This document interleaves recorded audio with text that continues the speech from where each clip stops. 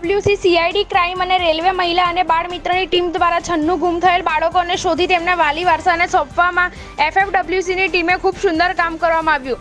આ જ રીતે ગત વર્ષે પણ ટીમે રથયાત્રામાં ગુમ થયેલા 72થી વધુ બાળક શોધ્યા હતા। સીઆઈડી ક્રાઇમ અને રેલવેઝની મહિલા અને બાળ મિત્રની ટીમો આ વર્ષે પણ રથયાત્રામાં વહેલી સવારથી જ રથયાત્રાના રૂટ પર તૈનાત હતી। રથયાત્રામાં ઉમટેલા મહેરામણમાં કોઈ પણ બાળક ગુમ થયું હોય તો તે બાળકના નામ અને તેના માતા પિતાના નામ અંગેની જાણ જમાલપુર મંદિર અને સરસપુર મંદિર પોલીસ ચોકી નજીક માઇક મારફતે જાણ કરવામાં આવતી હતી।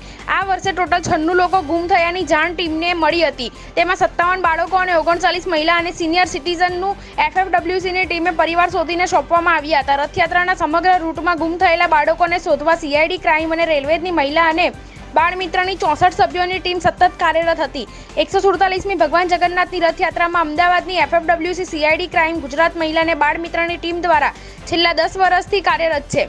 2024માં પણ જમાલપુર અને સરસપુર ખાતે ટીમના 64થી પણ વધારે સભ્યો દ્વારા મિસિંગ સેલની કામગીરી અમદાવાદના કોઓર્ડિનેટર શ્રી દીપાલીબેન કંસારાના માર્ગદર્શન હેઠળ કરવામાં આવી હતી અને અસંખ્ય ગુમ થયેલ બાળકોને તેઓના માતા પિતા અને વાલી વારસાને સોંપવાની કામગીરી કરવામાં આવી હતી અને એફએફડબ્લ્યુસીની ટીમ 2 બાળકોને એમના ઘર સુધી મૂકી આવી પરિવારને સોંપી ખૂબ સરસ કામ કર્યું અને 2 મોબાઈલ ફોન અને 1 સોનાનો દાગીનો પણ પરત અપાવેલ હતો।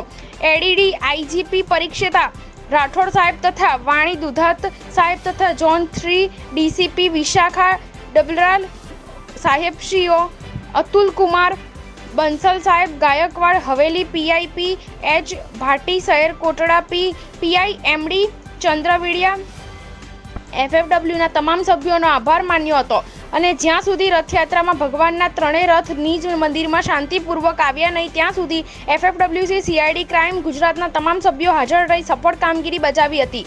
રિપોર્ટર લીલાભાઈ પરમાર।